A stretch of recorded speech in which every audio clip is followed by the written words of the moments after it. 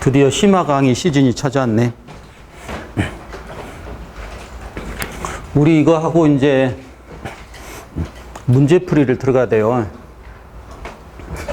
그거 하기 위해서 이제 심화 강의를 하는 거예요. 심화 강의 내용은 힘들어요. 여러분이 생각하는 거 외로.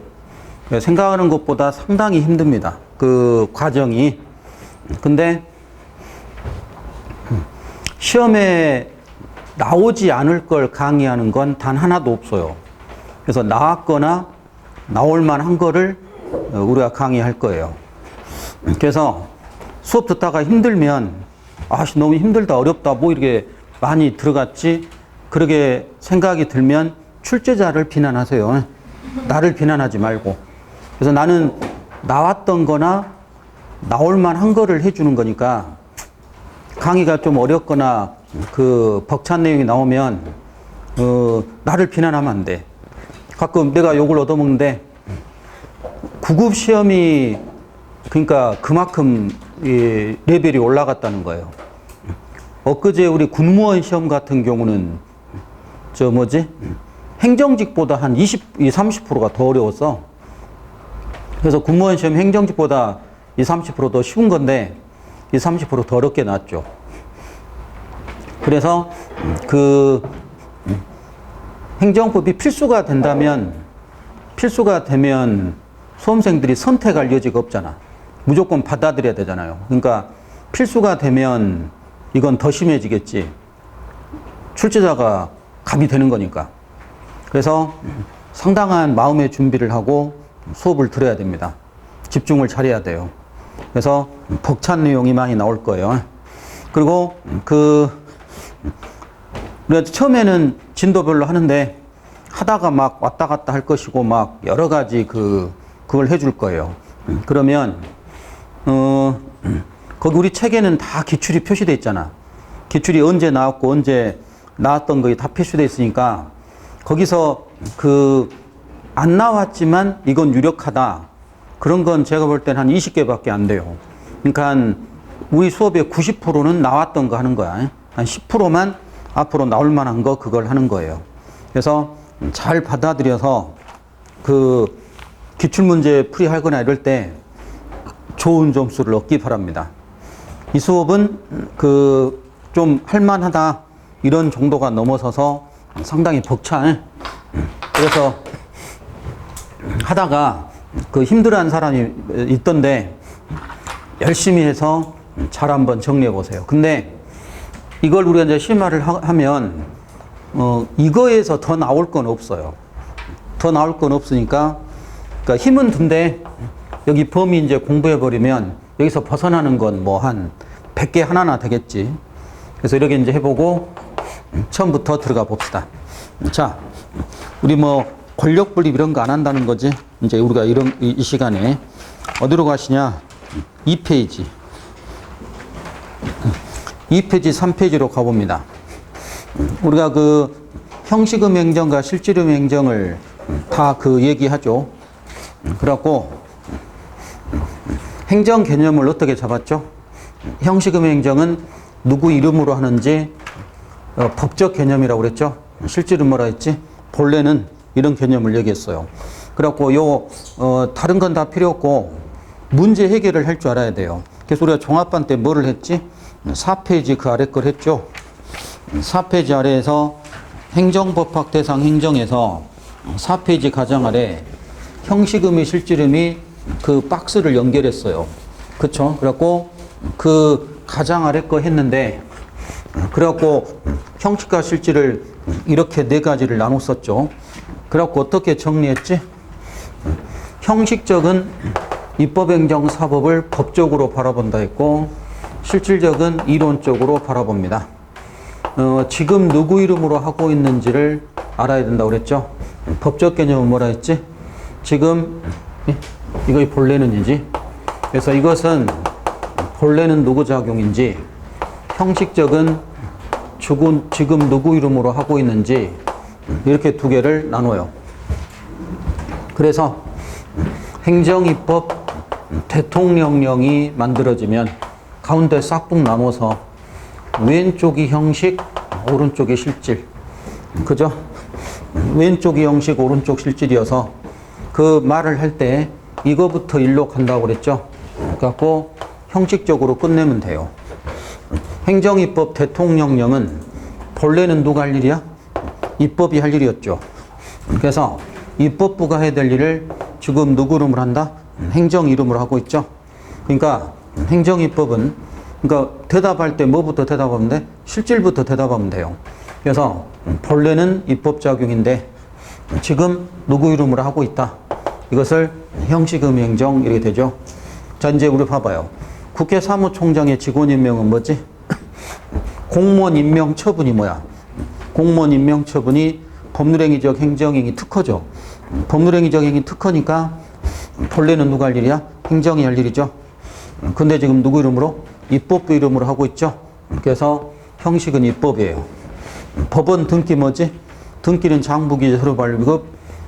우리가 준법률행위적 행위에서 확인 공증 통지 수리에서 등기는 뭐라 했지? 공증이라고 그랬죠. 확인 공증 통지 수리에서 공증. 공증이 등기야. 그러니까 본래는 누가 할 일? 행정이 할 일이죠. 근데 누구 이름으로 하고 있어? 사법 이름으로 하고 있죠. 그래서 실질은 행정인데 형식은 사법이다. 행정심판 재개를 우리가 뭐라 하죠? 준사법적 행위라 하죠. 준사법적 행위를 하는데 그럼 본래는 뭐지? 재판 재결이니까 사법이겠지. 누구 이름으로? 행정 이름으로 하고 있죠. 그래서 형식은 행정으로 하고 있습니다. 그래서 가운데 싹둑 나눠서 본래는 누구 건데 지금 누구 이름으로 하고 있느냐. 이렇게 하면 해결이 돼요. 근데 이게 다 해결되는 게 아니지. 출제자가 이 정도 해갖고 너희들 거저 먹어라. 이렇게 되지 않지. 여러분 머리에 있지. 그럼 이 룰을 적용했는데 이게 적용되지 않는 것이 이제 나와버립니다. 이렇게 해도 해결이 안 돼. 그러게 이제 나오겠죠. 자, 잘 봐요. 우리가 공부하는 것은 행정법이지. 출제자가 시험 물을 때 다음 중 실질음이 입법인 것은, 다음 중 형식음이 사법인 것은 이걸 내겠어? 그걸 낼 리가 없지. 행정법을 공부하면 다음 중 형식과 실질에서 행정인 걸 물어보지 입법, 사법을 물어볼 리는 없겠지. 그러니까 다음 중 실질음 행정, 형식음 행정이 있는데 보세요. 이게 이제 분석되면 힘든데 우리가 여기 행정을 봐요. 그러면 실질 행정을 우리가 공부하고 있죠. 우리가 이거 공부해 안 해? 하지. 임명 처분하죠. 등기하죠. 다 공부해요. 그러면 형식 행정은 뭐죠? 행정입법이죠. 심판재결 행정이죠. 형식 행정이지. 이거 우리가 공부해 안 해? 다 하지. 뒤에서 하잖아. 행정입법 하죠. 심판재결 하죠. 그럼 우리의 관심 대상은 어떤 것이 주로 관심 대상입니까? 실질음 행정을 주로 우리가 공부합니다. 이론적으로 공부하는 거니까. 근데 형식음 행정도 우리가 공부해 안 해? 하고 있죠. 그래서 실질음 행정도 있고 형식음 행정도 있는데 우리가 둘 다 공부합니다. 자, 이렇죠. 형식음 행정은 법적 개념이잖아. 그러니까 법의 행정부에게 하라고 했으면 그건 행정이다. 해버리면 형식 행정입니다. 형식 행정은 법대로만 보면 되니까 명쾌해요. 명쾌하고 논란거리가 안 됩니다. 근데 실질음 행정은 이것이 행정이냐 아니냐 논란거리가 돼서 이 견해가 좀 대립하죠. 그래서 우리의 관심사는 실질음 행정이 주로 관심사지만 형식음 행정도 되고 이 룰이 적용되지 않는 것도 있단 말이지. 근데 형식과 실질에서 입법, 사법을 물어볼 리는 없다는 거지. 그럼 행정을 다 물어볼 거란 말이죠.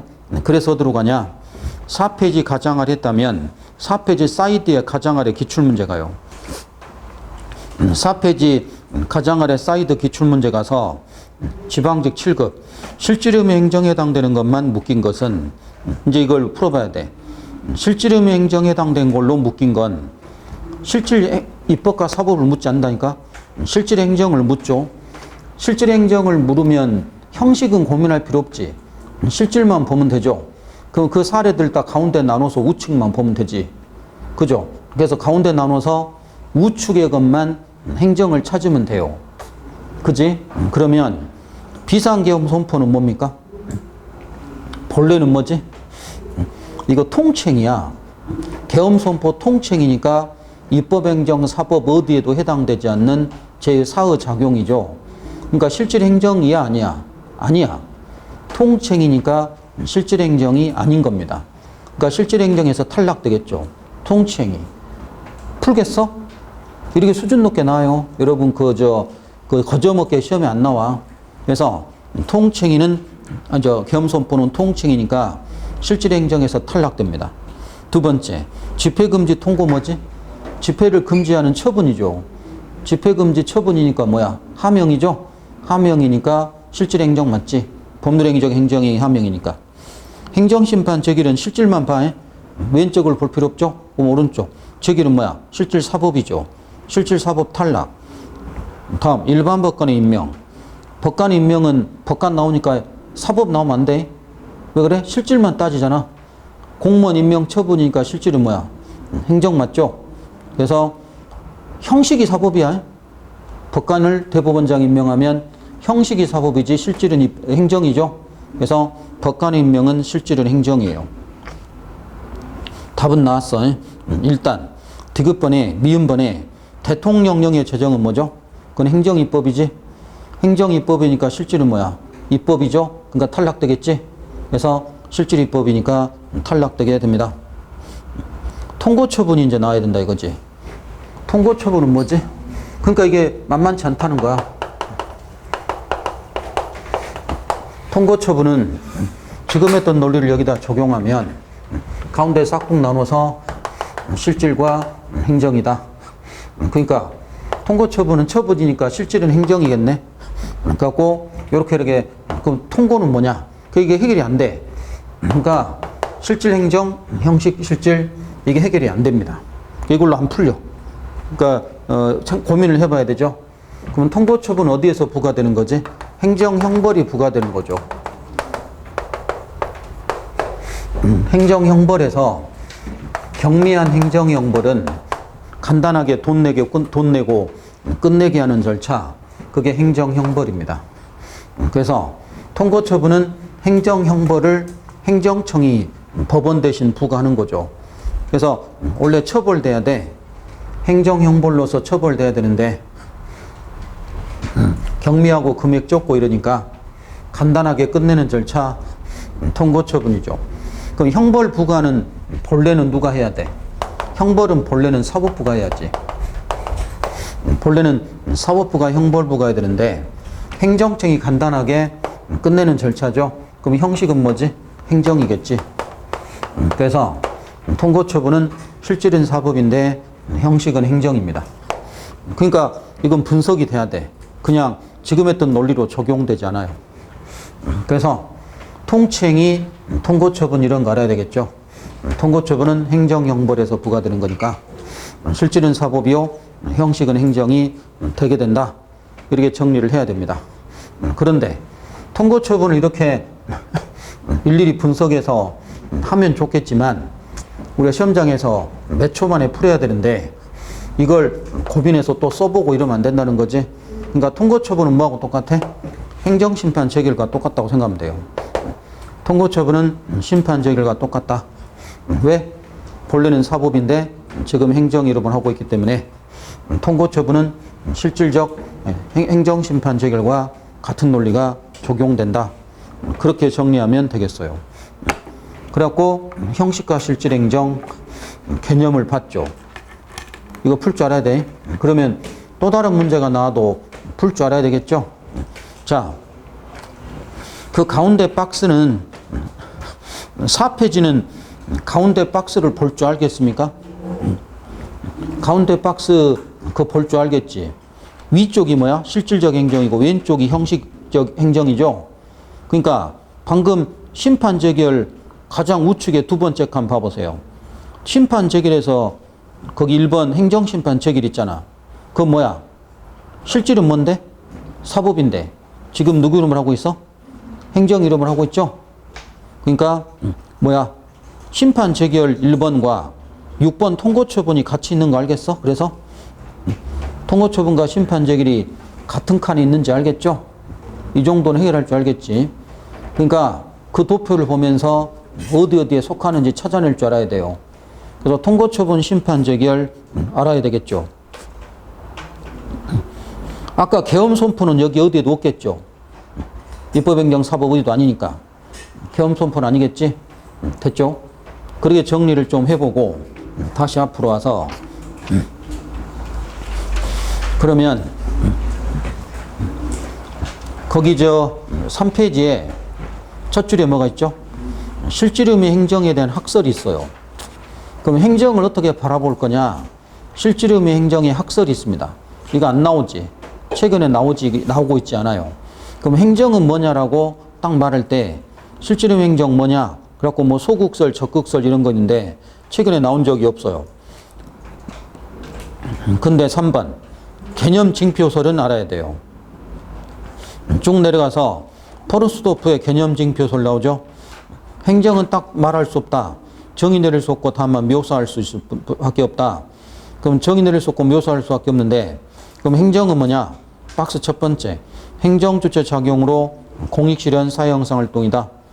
두 번째 적극 능동 미래지향적 활동이다. 다양한 법 형식 통일적 계속적 사회 형성 작용이다. 법의 지배 받으면서 강범위한 재량을 갖는다. 마지막 구체적 사안에 대한 법 집행 작용이다. 그렇게 되는 것이 행정이다 라고 얘기했어요. 뭐 그렇다는 거 알고요. 넘어가서 뒷장에 거기 사법과 구별이 있는데 거기 내려가서 로마자 3번 그 녹색 박스 그 노마자 3번 행정법학 대상으로서 행정이 있어요. 그러면 우리 행정법학을 공부할 때는 뭘 대상으로 하지? 실지름 행정을 주로 공부한다고 그랬지? 거기 타이틀에 실지름 행정을 공부해요. 근데 일부 형식음 행정 우리가 공부하네 하고 있지. 실질적을 주로 하지만 형식적음 행정도 우리가 하고 있죠. 예, 그렇게 되어 있어요. 그리고 나머지 거 다 했어요. 그걸로 끝내. 나머지 할 거 없어요. 프린트 문제 가봐요. 그 프린트 문제 이건 다 기출문제이기 때문에 다음 달 기출문제집에 또 거의 다 들어가 있어. 그러니까 이제 우리가 반복하는 거지. 지금부터 반복해서 기출 예상으로 넘어가야 돼요. 문제 1번 18년 서울시 9급인데 이거 완전 뒤통수였지. 이런 걸 미리 준비하지 않는데 우리가 갑니다. 1번 행정에 대한 설명 옳지 않은 것은 1번 행정은 적극적 미래지향적 활동이다. 방금 얘기했네. 적극적 미래지향적 활동이죠. 두 번째 국가행정과 자치행정은 행정 주체를 기준으로 행정을 구분하는 것이다. 맞고요. 3번 행정법에 대상에 되는 행정은 실질음 행정이 하나인다? 아니라고 그랬지. 형식음 행정도 공부한다고 그랬죠. 그래서 실질음 행정을 공부하지만 형식적이도 하기 때문에 실질이 하는다는 말 틀렸죠. 형식적도 하고 있어요. 3번 답 4번 행정은 법 형식 기준 공법 형식 사법 형식 구분할 수 있다. 뭐 그거야 당연하겠죠. 그래서 이런 걸 냈다는 거지. 미리 공부해 놓는 거 아닌데 형식과 실질은 보통 이런 것만 하는데 우리 연구의 대상을 뭘로 할 거냐, 학습의 대상을 뭘로 할 거냐 그런 걸도 냈어요. 뭐 나온다는데 할 말 없지. 자 다시 가서 기본 소호입니다. 통챙이로 바로 넘어갑니다. 통챙이는 내용이 아주 쉬우니까 수업에서 못했던 거 한두 개만 합니다. 7페이지로 갑니다. 7페이지로 가서 거기 계엄선포 뭐 다 했는데 가운데 이번에 유신헌법의 긴급조치를 합니다. 유신헌법의 긴급조치에 대해서 우리 헌재가 대법원과 이 판례가 있죠. 그래서 긴급조치를 해봅시다. 이건 시험에 유력하진 않아. 유력하지 않는데 안 하면 안 돼. 이런 게 있어요. 유력하진 않는데 안 하면 꺼림직한 거. 그것이 긴급조치죠. 긴급조치가 뭐지? 국사 시간에 했지. 국사 시간에 긴급조치. 유신헌법. 유신헌법의 독소조항 뭐야? 유신헌법 대통령 임기 몇 년이지? 사공화국 헌법 대통령 임기 몇 년? 몰라? 6년. 연임 제한이 없어. 그래서 박정희가 죽을 때까지 할 수 있었죠. 대통령을. 그래서 연임 제한 없이 대통령을 할 수 있었던 것이 유신헌법입니다. 그리고 뭐였지? 국회의원의 3분의 1을 대통령이 추천해요. 모든 법관을 대통령이 임명해요. 그러니까 국회가 그때는 이제 수가 적었지만 지금의 300명이면 100명을 대통령이 국회의원을 뽑는 거야. 재밌죠? 입법부의 국회의원을 대통령이 3분의 1을 뽑는다니까? 그러니까 선거는 200명밖에 안 해. 그러면 야당이 과반수가 되려면 선거에서 거의 4분의 3을 이겨야 돼. 그게 유신헌법입니다. 그러니까 국회에서 야당이 아예 힘을 쓸 수가 없어요. 법관도 대통령이 다 임명했어요. 그럼 그게 유신헌법인데 얼마나 많은 비판을 했을까, 사람들이. 그렇겠죠. 그러니까 이제 박정희 정부가 이제 말기 현상으로 가고 있었던 거였지. 그러니까 어차피 뭔가 좀 안 좋은 일로 끝날 수밖에 없는 상황으로 몰아갔죠. 그래갖고 그런 거 유신헌법을 비난하고 개정하고 유신헌법을 바꿔보자 그런 말했던 사람을 잡아다가 다 처벌할 수 있는 유신헌법의 비방 금지, 유신헌법이 또 뭐라 했죠? 통일을 위한 법이기 때문에 이거 반대한 건 통일을 반대하는 반민족 세력이다 하면서 다 잡아다가 처벌했지. 그러면서 발령했던 게 뭐야? 긴급조치. 긴급조치 1호부터 9호까지 유신헌법에서 발령됐습니다. 이게 이제 긴급조치 내용인데 1호가 재밌어요. 74년에 했는데 유신헌법을 부정하거나 반대, 애국행위 금지, 비난하지 말라는 거죠. 유신헌법 비난하다가 잡히면 위반자는 영장 없이 체포 구속을 해요.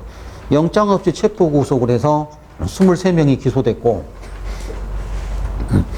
유신헌법을 비판했는데, 그러니까 어디 관공서 앞에서 1인 시위했다, 피켓 들고 유신헌법 바꿔보자. 그런 잡아서 처벌했어요. 교도소 갔어. 그래갖고 1호부터 2호까지 9호까지 이걸 다 발령했어요.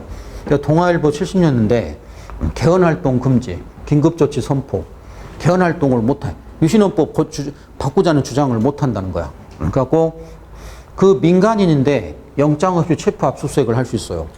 영장 없이 체포 압수수색하고 비상군법에 의해 민간인인데 군사재판을 해버려. 민간인을 군사재판 넘겨서 바로 그냥 단심제 재판해버리고 이랬던 때가 유신헌법 때였습니다. 대단하죠. 그래갖고 나중에 이렇게 1호부터 9호까지가 다 발령돼갖고 많은 사람들이 처벌됐어요. 교도소 갔다? 교도소 가서 출소한 다음에 뭐 20, 30년 흘러서 세가 바뀌니까 이 사람들이 재심을 청구했죠. 재심 청구해서 대법원과 헌재에서 모두 다 무죄가 선고돼 버립니다. 다 엎어져 버리죠. 그래갖고 무죄 선고를 하고 엎고 유신헌법이 유신헌법의 긴급조치가 이제 헌법에 위반되느냐. 그래갖고 대법원 헌재가 그때 당시 헌법에도 위반되고 현행 헌법에도 다 위반된다. 대법원과 헌재 모두 위헌 결정을 해버립니다. 긴급조치를 다 위헌 결정하면서 뭐라 했냐. 헌재도 위헌, 대법원도 위헌이라 했어요. 그러면서 뭐라 했냐. 관할권. 그럼 긴급조치를 누가 판단할 거냐. 대법원은 이건 우리 관할이다. 헌재는 이거 우리 관할이다. 라고 해서 서로 자기 관할이라고 주장합니다. 그래서 서로 관할권을 주장했고 둘 다 위헌이란 결정은 동일했다. 그럼 서로 관할권을 내 거다 해서 둘 다 받아주고 둘 다 위헌 결정을 했어요. 그러면 최종적 결정을 누가 할 거냐?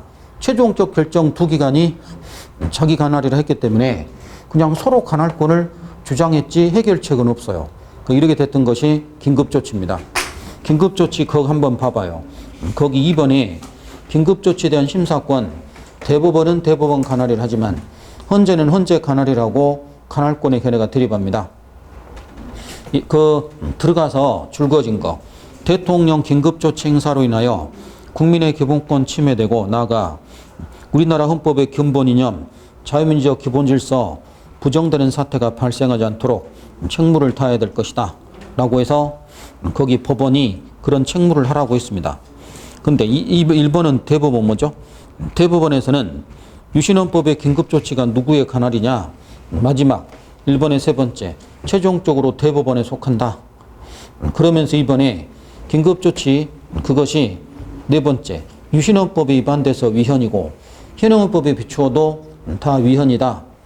헌재가 두 번째, 법률과 동일한 유로 같기 때문에 네 번째, 헌재의 존속에 속한다. 그러면서 동그라미 2번에 긴급조치 마지막 집회시위 자유, 영장주의 등 이런 것에 위반돼서 위헌이다 라고 해서 다 위헌 결정을 해버립니다. 됐어요. 넘어갑니다. 긴급조치 그렇게 해놓고요. 그리고 8페이지 아래로 갑니다. 8페이지 아래 6번에 신행정주도 사건을 한두 개 더 분석을 합니다. 신행정주도 사건은 논점이 한두 개 더 있어요. 이게 이제 어떤 의미가 있었지? 잘 들어요. 신행정주도 사건은 최고법인 헌법 있고, 그리고 이 법률로서 수도이전 특별법 있죠. 법률로 수도이전 특별법 있습니다. 근데 이 법이 최고법인 헌법에 성문헌법 있지만 우리가 이제 관습헌법이 있다 이거지. 관습헌법이 있습니다.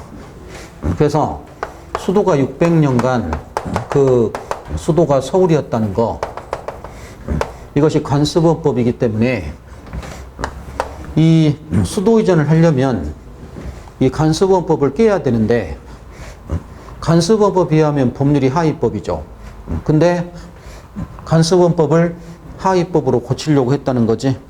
그래서 관습헌법에 어긋나서 이 법은 위헌이다 라고 해서 헌재가 위헌 결정을 합니다.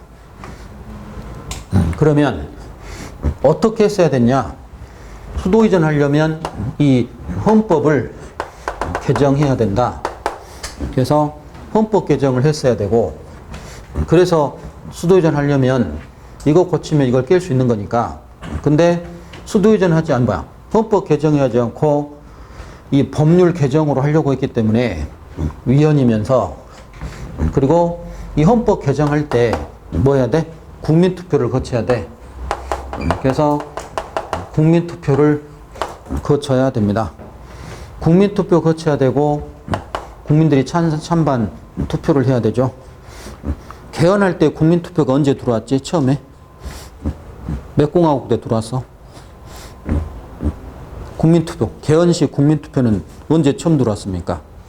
우리 국사에서. 305차 개헌 때 처음 들어왔어. 자, 국사를 공부할 때, 현대사 공부할 때 몇 차 개헌으로 해요? 몇 공화국으로 해요? 요즘 어떻게 공부해? 국사? 몇 차 개헌이야? 몇 공화국 헌법이야? 어떻게 공부해? 개헌으로 해? 공화국으로 하지 않고? 우리나라에서 공화국이라는 표현은 안 좋아해. 공화국 표현은 안 쓰는 게 좋아요. 그것은 이제 프랑스 역사 그 배경 때문에 등장한 건데, 우리는 차수 개헌이 명확하니까 그 몇 차 개헌이라고 딱 해야 되죠. 그래서 현대사 공부할 때, 그 현대사 헌정사 공부할 때 언제 헌법이 제일 좋지? 그 305차 때하고 지금 현행 헌법이 우리나라 역사에서 제일 좋은 헌법이에요. 305차하고 지금 헌법이. 그 다음에 좋은 게 3차 2공화국 그 의원내각제 개헌이 제일 괜찮아요. 그래갖고 그 305차 헌법이 잘 나와요. 좋거든. 상당히 잘 만들어졌어요. 그리고 그러다 유신헌법에서 이제 악용돼 버렸지. 자, 그럼 개헌할 때 국민투표 거쳐야 되는데 이걸 안 거치려고 했다는 거지. 그러면 국민투표는 국민들의 참정권이에요. 참정권이요, 이것이 기본권이다 이거죠. 그러니까 이때 기본권 침해를 하게 됐으니까 기본권 침해와 관련된다면 헌재 헌법소원 된다라고 그랬죠. 그래서 헌재가 헌법소원 대상이 되고요. 그리고 이 간수법법이 어긋나기 때문에 이 수도이전 특별법은 위헌이다 라고 얘기하고, 더 중요한 것은 관습헌법은 관습법의 일종이죠. 관습헌법은 관습법의 일종인데, 우리가 관습법은 뭐라 했죠? 보충적 효력을 띈다라고 했었죠. 근데 우리 헌재가 여기서 관습헌법은 성문헌법에 뒤에서 보통은 보충적 효력인데, 우리 헌재가 뭐라 했죠? 대등적 효력을 띈다라고 해서 대등적 효력을 띈다라고 해버립니다. 그럼 일반적으로 보충적인데 헌재가 여기서 대등적 이력을 띈다. 이렇게 말했다는 거죠. 근데 다수견해는 보충적인데 헌재가 대등적으로 봤죠. 근데 어느 견에 따르든 개폐적은 아닌 거지. 그래서 개폐적 효력이다. 이럴 수는 없죠. 간수법이 개폐적일 수는 없습니다. 이렇게 정리를 해보세요. 헌재가 대등적 효력, 일반적으로 보충적 효력, 그리고 수도이전 특별법이 간수법에 어긋나서 위헌이고, 국민투표 거치지 않기 때문에 참정권적 기본권 침해하여 헌재 대상이 되겠다 했던 수도이전 사건이 있습니다. 자, 일단 봐보지. 그럼 수도이전 사건에서 동그라미 1번, 그 동그라미 4개를 다 해줬잖아? 중요하니까 4개를 다 놓은 거야. 중요하니까. 그래서 1번, 신행정수도 건설 수도이전 문제가 정치적 성격 가지고 있는 것은 인정할 수 있지만 그 자체로 고도 정치결단, 사후심사 대상으로 하기에 부적절한 문제라고까지 할 수 없다. 그럼 수도이전 문제가 사후심사 부적절하지 않으니까 사후심사 할 수 있다는 거지? 수도이전 문제가 사후심사 가능해? 가능하고요. 두 번째, 법률의 위헌 여부 헌법재판 대상이 된 경우 그 법률이 수도이전 특별법, 정치 문제 포함한다는 이유만으로 사후심사 제외된다 할 수 없다. 그래서 법률이 헌재로 들어오면 그게 정치 문제 된다 해서 헌재에서 제외된다 할 수는 없습니다. 심판 대상이 된다는 거죠.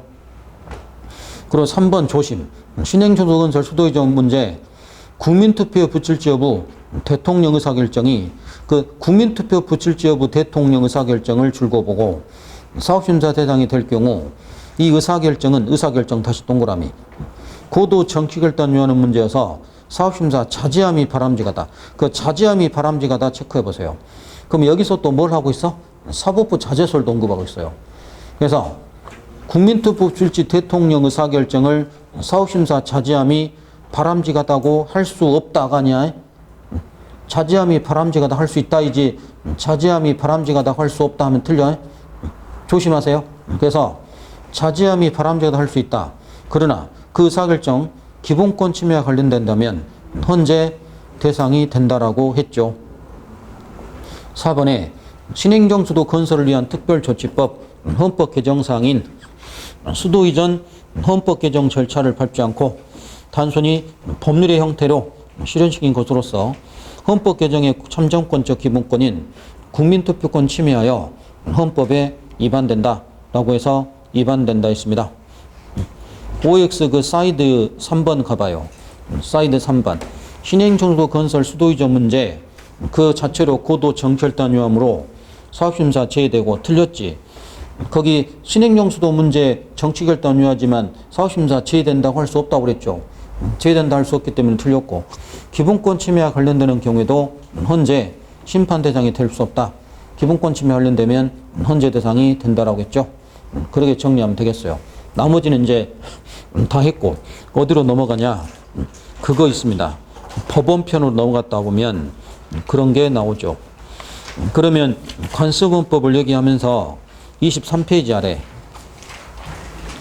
교재 23페이지 가장 아래 갑니다. 관습원법을 인정한다 헌재가 있죠. 그래서 23 가장 아래 3번 관습원법을 헌재가 인정하고 있어요. 그 윗줄에 그 위에 쌍가루 2번 효력에서 보충적 효력설. 관습법은 일반적으로는 뭐지? 보충적 효력을 띈다고 해. 그죠? 근데 아래 3번 헌재는 두 번째 성문헌법과 동등한 효력 가진다 라고 해서 성문헌법과 동등한 효력을 갖는다고 얘기했습니다. 이를 폐지하기 위해서 헌법 개정 절차에 의해야 된다. 그래서 수도이전 헌법 개정에 의해서 수도이전 해야 된다. 그렇게 평가를 했죠. 잘 기억하세요. OX 3번 12년 지방직 23페이지 가장 아래 OX 3번 헌재는 신행주도 건설특별조치법 위헌행위 사건에서 간섭헌법 성문과 같은 헌법 개정 절차를 통해서 개정될 수 없다고 판시해서 간섭헌법은 헌법 개정으로 개정될 수 있다는 거지.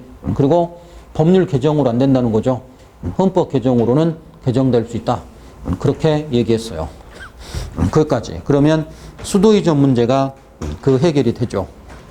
그러면 이렇게 정리했어요. 한국사 공부했잖아 이제. 국사에 대한 식견이 있죠. 그러면 수도가 조선부터 지금까지 600년간 수도가 서울이라는 거야.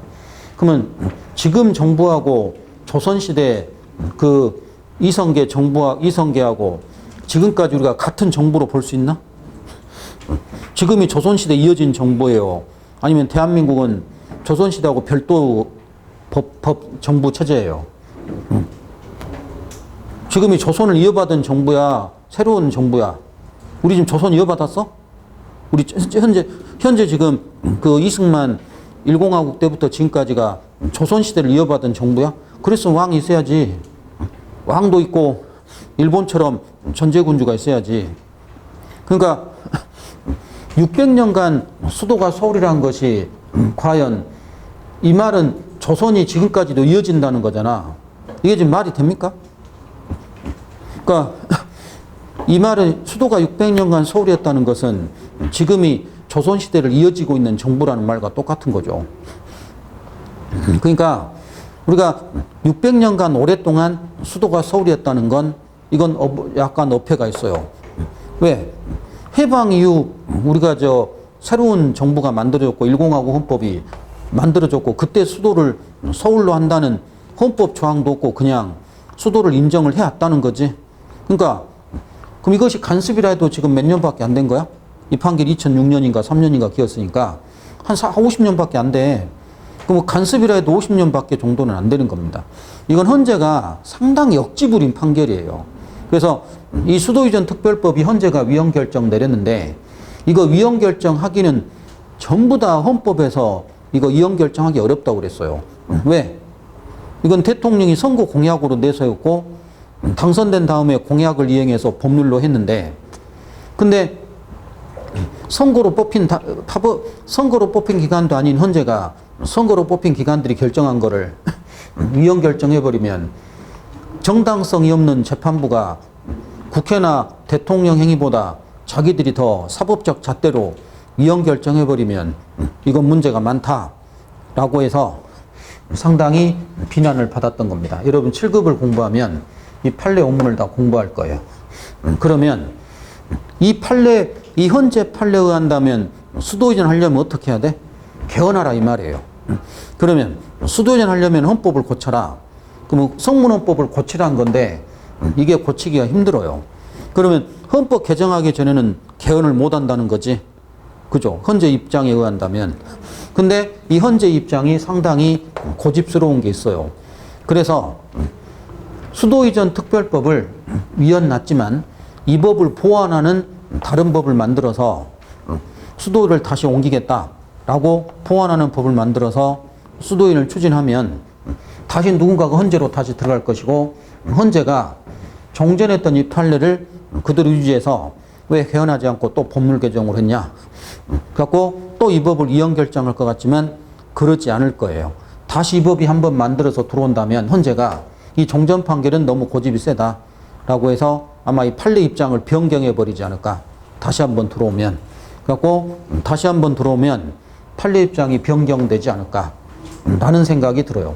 그렇게 한다면 헌법 개정할 필요 없고 이 법률 개정으로 수도이전을 다시 한번 추진해 갖고 헌재로 들어갔더니 헌재가 종전 판례 너무했다. 판례 변경하고 이거 합헌이다. 수도이전은 정치권이 할 일이지 헌재가 판단할 건 아니다. 라고 하면서 안 봐도 줘버려 가지고 이 법률 개정 형식으로 수도이전이 결국 가능하지 않을까. 아마 정치권이 이렇게 추진하지 않을까라는 생각이 들어요. 수도이전 문제를. 그래서 이런 문제가 됩니다. 여러분 나중에 텔레비전에서 수도이전 나와서 SBS나 이런 데서 그 심야 토론하죠. 심야 토론하거나 그러면 봐보세요. 그럼 지금 제가 한 이 논리가 나올 거예요. 거기 그 여당 야당에서 막 법적인 이야기 나오면 지금 이런 이야기 나올 겁니다. 그때 헌재가 왜 수도를 600년간 서울이 수도였냐? 그럼 지금이 조선을 이어받은 거냐? 그럼 왕정이 있어야 되는 거 아니냐? 전제군주가 있어야지. 그래갖고 여러 가지 비판과 이런 게 나올 겁니다. 여러분은 지금 이 헌재 입장이 맞아요? 아니면 이 반박한 이 입장이 맞아요? 하면서 고민을 해보세요. 텔레비전 보면서. 그러면 그 수도이전 토론하면 다 이 이야기 하고 있을 거예요. 이 이야기, 법논리를 얘기하고 있죠. 그러면 여러분이 그 법논리를 전개해서 그 사람들 누가 말이 맞는지 그 얘기할 수 있죠. 그래갖고 인터넷 그 채팅, 실시간 채팅 들어가서 여러분이 막 글 쓰는 거야. 야, 미친놈들아 하면서 막 뭐 좀 알고 씹으러라 하면서 막 그 욕하고 막 이럴 수 있다는 거지. 됐어요. 그래서 수도 이전 사건 그렇게 정리하시고 됐어요. 그렇게 끝냅시다. 통칭이는 그것만 하면 돼. 그리고 우리가 들어 넘어가냐? 법치행정으로 바로 넘어갑니다. 나머지는 할 거 없고 법치행정으로 갈 건데 거기 15페이지로 갑니다. 15페이지에서 법률 유보 우위가 있어요. 그 가운데 도표가 있죠. 법률 유보 우위가 있는데 개념을 모르는 사람은 없죠. 이거 다 알 거예요. 근데 거기 아래 거기 15페이지 아래로 갑니다. 그거부터 하지. 시간이 그러니까 판례부터 16페이지 16페이지에 그 법률 유보와 대비되는 개념 의회 유보 이런 거 있었죠. 그런 거 기억해 보시고요. 그 아래 법률 유보에 관한 판례가 있어요. 그 판례에서 2번 우리가 수업 때 했다는 거지. 개인택시 면허 사건. 그래서 개인택시 면허 그 사건을 했습니다. 법률 유보를 엄격히 하다 보니까 그 개인택시 면허 사건 이렇게 했었죠. 그래갖고 해봅니다. 다시 한번 봐보지.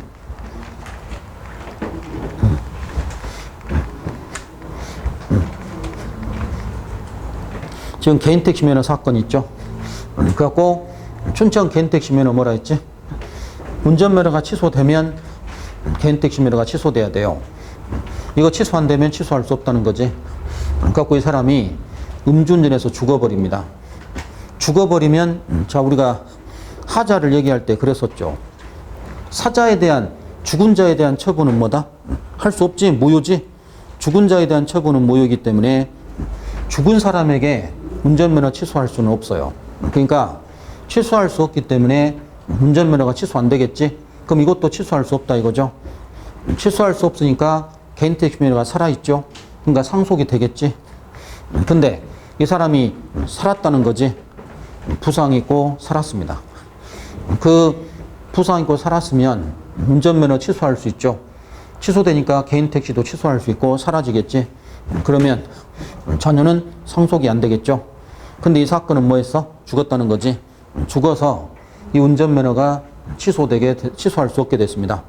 그러면 개인택시 취소할 수 없기 때문에 자녀에게 상속이 돼야 되는데 일이 가버렸다 이거지. 그래서 죽었는데도 운전면허가 취소되지 않았는데도 개인택시 취소했다면 갖고 상속승계 안 해줬다면 이건 뭐다? 위법하다 라고 하면서 개인택시 면허 사건을 얘기했어요. 그래서 키워드가 뭐야? 죽었다 이거야. 죽었는데 개인택시 운전면허 취소할 수 없는데 취소할 수 없는 상태에서 운전면허가 취소되지 않은 상태에서 개인택시 면허 취소한 건 뭐다? 위법하다라는 이야기예요. 그래서 타이틀 다시 한번 읽어보면 거기 줄 그어진 거 판례에서 줄 그어진 거 읽어보면 음주운전은 운전면허 취소 사유에 불과할 뿐 운전면허 취소 사유 있다는 사정만으로 개인택시 면허 취소할 수 있도록 하는 규정이 없으므로 음주운전으로 한 개인택시 면허 취소는 위법하다. 뭐가 빠졌지? 운전면허가 취소되지 않은 상태에서 운전면허가 취소되지 않은 상태에서 음주운전 들어서 개인택시 면허 취소한 건 위법하다라고 얘기합니다.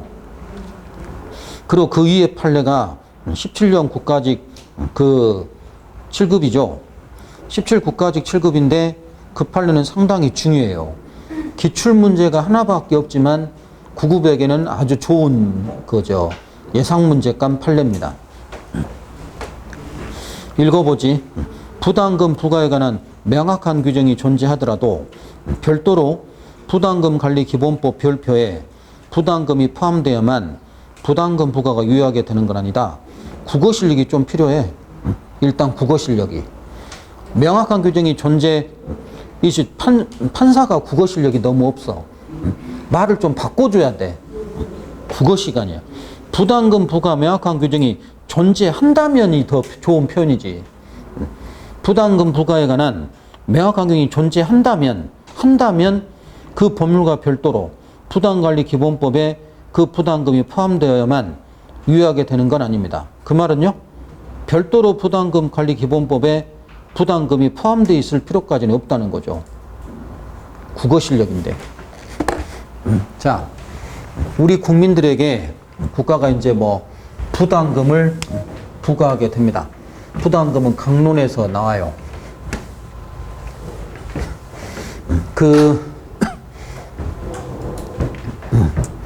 그런 거지. 어떤 공장에서 오수 폐수를 너무 많이 배출합니다.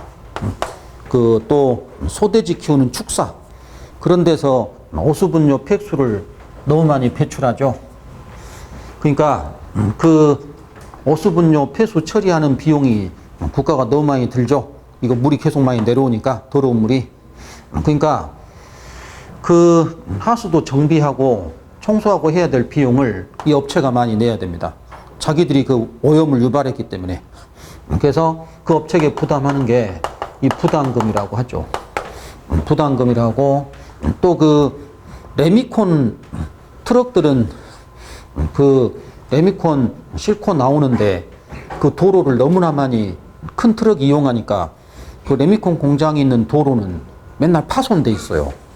걔들이 맨날 너무 많이 큰 트럭이 움직여 버리니까 막 도로가 파손되고 막 다른 도에 비해서 막 금가 있고 비 오면 꺼져 있고 막 이래요. 여름이면 녹아버리고 막 그래요. 그런 거 포장공사 다시 해야 되거든. 그러면 그때마다 국가 돈으로 하냐? 아니죠. 이 업체가 돈 내야 돼요. 그 원인을 조성했으니까. 그때 부과되는 돈이 부담금입니다. 그래서 원인자 부담금, 이 부담금이 부과되죠. 근데 부담금은 국민과 세금과 비슷하니까 부담금 관리 기본법이라는 이 법이 있어요. 부담관리 기본법에 부담금을 부과하는 경우가 있다. 부담금 부과 경우가 약 95가지 이런 식으로 딱 명확하게 써져 있어요. 그래갖고 별표에 딱 써가지고 칸을 만들어서 이러이러한 경우에만 부담금 부과해라 라고 딱 그 관리 기본법이 딱 돼 있습니다. 그래갖고 이 도표에 써져 있어야만 부담금 부과가 가능해요. 그러니까 그게 법률 유보지. 여기에 딱 별표에 뭐 도로를 파손했을 때, 하수도를 오염시켰을 때, 뭐 항공기 소음을 유발했을 때, 뭐 이렇게 갖고 여러 가지 부담금 부과의 기준이 다 써져 있습니다. 그럼 90가지 넘게끔 다 이렇게 써져 있었어요. 그럼 여기에 딱 들어와야 된다 이거지? 그래야 부과할 수 있겠죠? 근데 어떤 부담금은 여기 안 써진 거야. 여기 기본법에 안 들어왔어요. 기본법에 써지지 않았지만 다른 개별 법령에는 이 근거가 있어요. 그러니까 부담금 부과의 근거는 다른 법에 있어. 규정이 있다는 거지, 근거 부과가. 근데 기본법은 안 들어왔어요. 그러면 기본법이라는 가장 일반적인 법인데 여기는 들어오지 않고 여기는 들어왔다 이거지. 그럼 법률유보 충족한 겁니까? 충족 못한 겁니까? 이 말이죠. 개별법에 명확한 규정이 있다면 기본법에 반드시 들어올 필요는 없다 이거지. 여기에 근거 있으니까. 개별법에 명확한 규정이 있다면 기본법에 반드시 또 그것이 써야 될 필요는 없다. 근데 이게 기본법이요, 부담금 부과에 관한 기준을 딱 정해놓은 거니까 어떤 경우에도 이 기본법에 들어왔을 때만 부담금 부과되는 거지, 개별법에 있다 해서 안 된다, 이거 있을 때만 들어올 수 있다 라고 해석하면 이거 있다 해도 이거 없으면 안 된단 말이죠. 근데 판례가 어떻게 봤어? 이 개별법이 있으면 이거 들어오지 않았어도 괜찮다 이 말이지. 법의 근거는 둔 거니까. 그래서 그 말을 다시 한번 분석하면 부담금 부과가 명확한 규정이 존재하더라도, 그럼 부담금 부과에 관한 개별법에 명확한 규정이 존재해요. 존재한다면 그래야 돼. 존재한다면 그 규정과 별도로 부담금 관리 기본법 별표에 부담금이 포함되어야만 그게 유효하게 되는 건 아니다. 알겠죠? OX 가봐. 옆에 OX. 옆에 OX. 기출문제집에 다 나올 거야, 앞으로. 그러면 옆에 OX의 3번에 부담금 부과 명확한 규정이 존재하더라도 법률 규정과 별도로 관리기본법 별표에 부담금이 포함되어야만 부담금 부과가 유효하게 되는 거다. 틀린 거 알겠어요? 국어 실력이 좀 필요해. 약간의 국어 실력이 필요한 거. 그렇게 됐어요. 그거 좀 잘해놓고요. 그리고 법률유보 판례 17페이지 아래 우리 법률유보에서 뭐라 했죠? 중요사항 유보서를 따라간다고 그랬지? 중요사항 유보설인데 그래서 본질적인 거냐 아니냐. 그래갖고 TV 수신료 금액이라 했죠. 그래갖고 17페이지 가장 아래 텔레비전 방송 수신료 금액 동그라미 해야 돼. 금액은 국회가 본질로 정해야 되는데 KBS에게 맡겼다. 위헌이다. 넘어가서. 근데 그걸 KBS가 직접 징수할 거냐. 지금 한전에게 위탁한다고 그랬죠. 한전에게 맡겨서 할 거냐.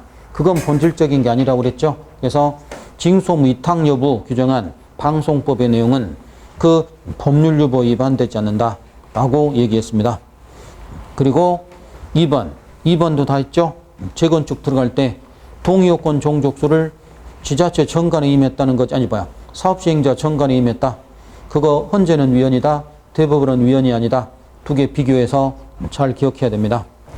그리고 그 아래 이제 3번. 토지초과이득세법 사건 다음에 그 아래 거 나 있죠. 우리가 그 6번 이런 거 했는데 그 3번부터 오른쪽에 9번까지를 다 해야 됩니다. 하나도 빠짐없이 다 해야 돼. 법률 유보 판례는 하나도 빠짐없이 다 공부해야 되고 그게 다 시험에 다 나와요. 그래서 그걸 꼼꼼히 해야 되는데 오른쪽에 8번. 오른쪽 8번을 예상 문제예요. 그 8번이 기출 없는 예상 문제야. 기대해봐. 오른쪽 8번. 기출 문제 없는 예상 문제. 그 8번을 기대해 보세요. 그래서 아주 좋은 예상 문제가 8번입니다. 그래서 3번부터 해보는데 이런 것은 논점이 하나밖에 없다는 거지. 중요 사안인데 국회가 정하지 않고 행정부에게 맡겼기 때문에 위헌이다. 이런 내용만 알면 되겠죠. 그것만 하면 되니까 부담이 없어요. 그 18페이지 3번 판례부터 잠시 쉬었다가 가봐야 되겠습니다.